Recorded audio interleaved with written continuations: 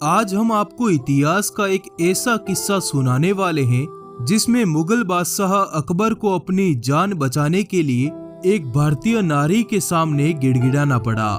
इतिहास की किताबें बताती हैं कि मुगलों के जमाने में उनके राज्य की महिलाएं मुगल बादशाहों के लिए महज एक सामान की तरह होती थी, जिन्हें वे जब चाहे जैसे चाहे इस्तेमाल कर सकते थे। सुना है उस दौरान राजाओं का जिस किसी भी सुंदर महिला पर दिल आ जाता तो वे उसे पाने के लिए किसी भी हद तक जाने को तैयार रहते।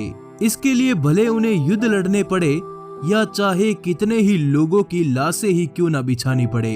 पर दोस्तों, उस जमाने में भी कई नाम ऐसे हुए जिन्होंने बुरी नीयत रखने वालों का मुंह काला करने का साहस भी दिखाया।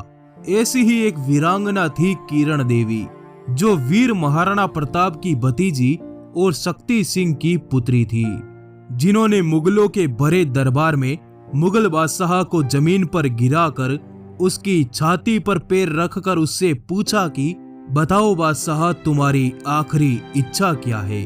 तो आइए दोस्तों, सबसे पहले ये जानते हैं कि आखिर किरण देवी कौन थी।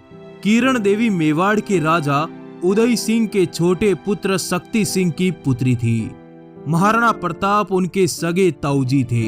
शक्ति सिंह का व्यवहार थोड़ा ठीक नहीं था, इसलिए पिता उदय सिंह समय समय पर उनको फटकार लगाते रहते, जबकि बड़े भाई महाराणा प्रताप को अपनी वीरता के कारण पिता से हमेशा शाबाशी मिलती थी।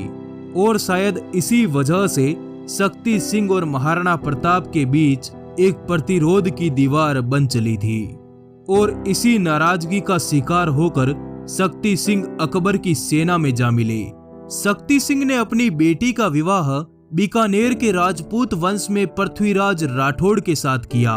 पृथ्वीराज भी अकबर के अधीन ही उसके दरबार में काम करते थे।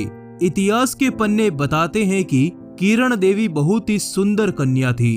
इतनी सुंदर थी कि अकबर जैसा शासक भी उस पर मोहित हो गया।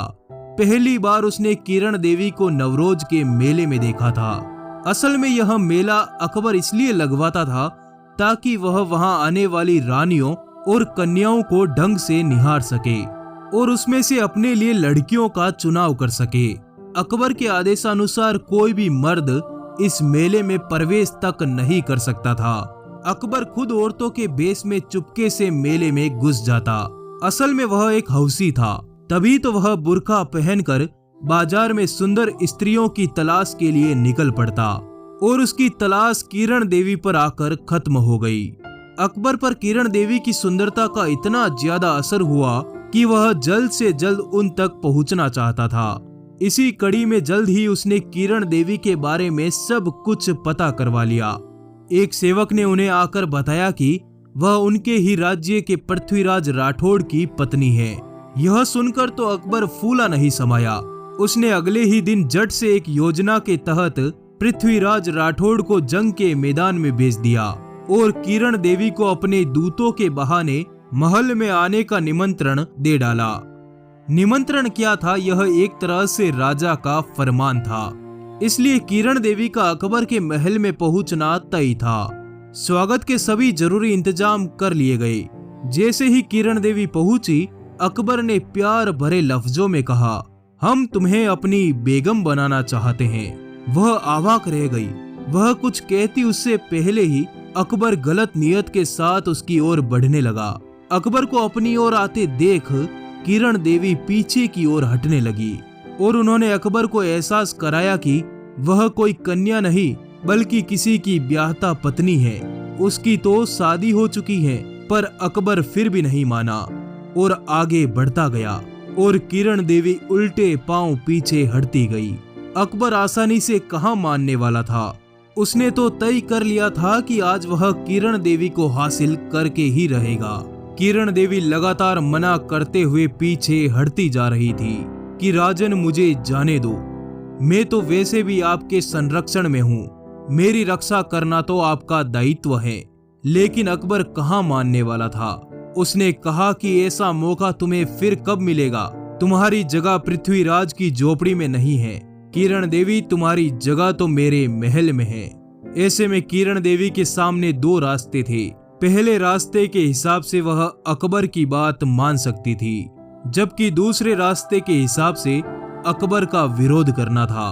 फैसला भी इतना आसान नहीं था, लेकिन उन्होंने धैर्य नहीं खोया और दूसरे रास्ते को चुना और लगातार अकबर का विरोध किया।